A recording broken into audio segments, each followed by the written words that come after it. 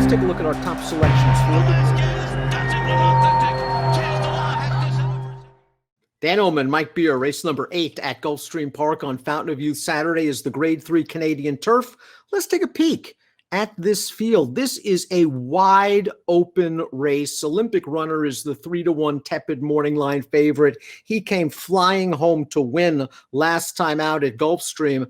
How wide open is this race? Just wait until we put up our selections at the end of this video. We're all over the place, Mike. Yeah, I mean, I'm not that surprised by that, Dan. I mean, I think there are a lot of different ways to go in this race. Personally, my way of looking at it was, sort of avoid the short prices in here, whoever they are, because it doesn't feel like anyone has a particular edge, at least in my opinion. Key handicapping component to this race could very well be the pace scenario. Timeform US believes this pace could be hot. I'm not sure it's going to be hot. I think it'll at least be fair. Busy Channel from the inside is definitely going. Winter's Back is going to be close. And I think Gear Jockey, I think he's going to look for the trip he got last time, which was just off the pace. Yeah, he probably has no choice but to do that. I mean, I love the optimism from the pace projector in some of these races on Saturday at Gulfstream. They're predicting some fast paces. We'll see if it actually happens. Busy Channel, the number 1, is a horse moving back to turf. He's raced on synthetic in his last couple of races. He's done some good work on the turf course in the past, and he does have speed. And if the 3 and the 9 back off, maybe he can take these a long way. He probably has to run a lifetime best, however. He probably does. I mean, it's not, it's not like he's jumping up here into a graded stakes race and facing a bunch of killers. I mean, he hasn't found the toughest field in the world, and I guess he is dangerous speed from the rail. We'll see if he's good enough. Olympic Runner is battle-tested and would really appreciate it if this Timeform US fast-paced projection is correct. Let's watch Olympic Runner's last start on January the 23rd. He's last on the rail on the far turn. He gradually makes his way to the far outside. He's going to drop out of the picture.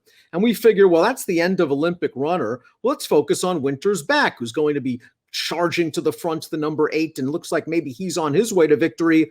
Here comes Olympic Runner with huge late strides to win. This horse has some back class as well. 4th in the Woodbine Mile. Chase Pink Lloyd on synthetic with some good efforts. He's okay. Yeah, he's always been a pretty good horse. I thought he took advantage a little bit in that last one, Dan. The pace was there for him. You could tell from the replay there. Everybody was coming from out of it. He was one of them. And he got up at the end. Can he win right back? I think that he can. Would I bet him as the 3-1 morning line favorite? Absolutely not. Gear Jockey might offer a little value at 20-1 on the morning line. This horse had some ability at 2, and Rusty Arnold always shot high with him. As a maiden, he ran him in the Bourbon, got a graded stakes placing. Ran him in the Breeders' Cup Juvenile Turf, only got beat a length running 3rd. Ran him in the Fountain of Youth, and maybe that race took the starch out of Gear Jockey because they brought him back. They've taken it slow. They were rewarded with a perfect trip win. Now let's watch Gear Jockey's win on January the 21st, where he just tucked in right behind the lead in the pocket. And in harness racing terms, Mike, this is pocket rocket.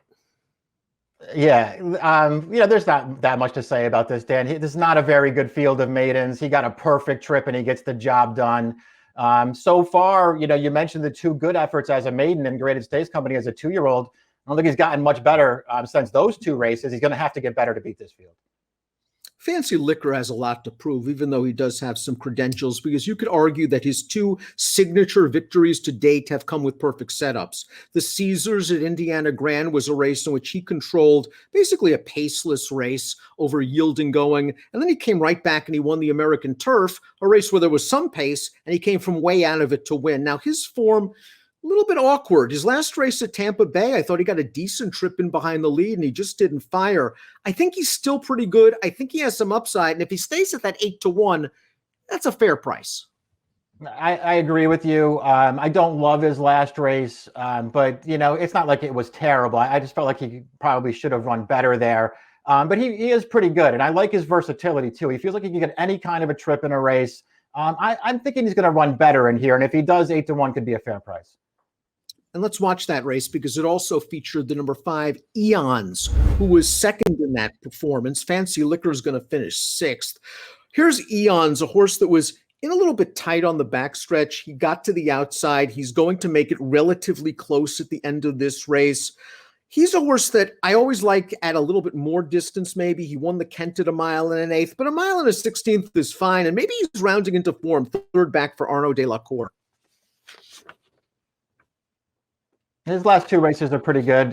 You saw him. That was Fancy Liquor, right, too, was inside there in the orange at the top of the stretch. They were basically on even terms, and this horse went on with it. Fancy Liquor did not. I thought this horse ran okay. I don't love him off of either of his last two starts, though, but I guess they make him a contender. Venezuelan Hug is in very, very good form. He's now stepping up after beating Florida Breds in his last two. Let's watch the Sunshine Turf. You liked him this day, Mike, and Venezuelan Hug came with a really good kick. He's the gray horse and the teal silks on the outside. And this is what Venezuelan Hug does. If you give him any kind of pace, and he got pace in this race, he's going to come with a good kick. Yeah, he has a really strong finish to him. Yeah, I liked him in this race, Dan, but that's not a surprise. I've liked him in every one of his races. I might be this horse's biggest fan. I don't know. I just think he's good. He's a little underrated. He's probably not top class. He's, sort of been exposed maybe a couple of times against the real good horses, but I think he's a great fit in this race, especially if there's some pace. High percentage trainer Safi Joseph dropped $75,000 on 7-year-old gelding number 7 Monarch's Glen out of this race, and I needed him in this race, and I think he might have been the best horse, just the trip wasn't there. He was basically 4 wide every step of the way, and he's still in contention with a look at it at the 3/16, and finally he's just going to understandably get tired. All in all, this was a performance that's way better than it looks on paper. Yeah, agreed. I mean, it's kind of crazy here because they just absolutely walked on the lead in front of him. And, at first, Dan, I thought Luis Saez was taking him wide early because he realized it was slow and he was going to go forward. But he didn't do that. He took him wide and he sat back off the pace 4 wide around the track. It didn't make any sense. This horse actually ran pretty well in there. Boy, if he just had one other race that, I really liked of his, I probably would have had him higher in my picks here, Dan. I think he's 1 for 13 since they got him over here from Europe. That win coming 2 starts back against a pretty weak field. I just don't trust him enough, but I could use this horse for sure. We always talk about how Michael Maker claims horses, improves them drastically in stakes competition. Here's a Michael Maker reclaim. The number 8 Dyna Drive was taken back by Maker for $50,000. He gave him a brief freshening. This horse ran very well last time out in the Wood Chopper, Mike. And this is a horse that should come with a good late run at a nice price. Yeah, I agree. And, hopefully he doesn't have to be that far back either because he got into a little trouble early in that Wood Chopper. And I think he was just too far away. All in all, he ran pretty well in that race to get up for third. And I just like the fact that Maker reclaimed him too, Dan, because when he lost him for 40 at Saratoga, I thought this horse ran really well when he won at Saratoga that day. And then when he was back 2 starts later, when Maker took him, he ran really well again at Belmont. So I don't know. I think this horse might have just been getting good at that time, and maybe that's why Maker reached back in for him.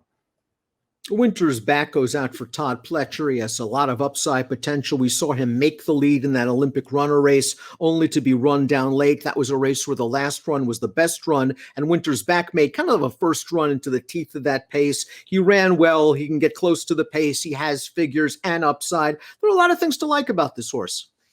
Yeah, except that he might be the favorite. I guess that would be the only thing that I didn't like about him. But other than that, I guess you're right. He's probably the horse you want out of that January 23rd race because he was closer to the pace. He ran fine in there. That's not a race that I love, but this horse ran fine. His other, the 2 wins at Aqueduct late last year, they're not races that I love. It just makes me wonder how good this horse actually is. But maybe he's the horse to beat in here. Well, let's take a look at our top picks for the Grade 3 Canadian Turf. 8 different selections, I believe. That means the one can't lose.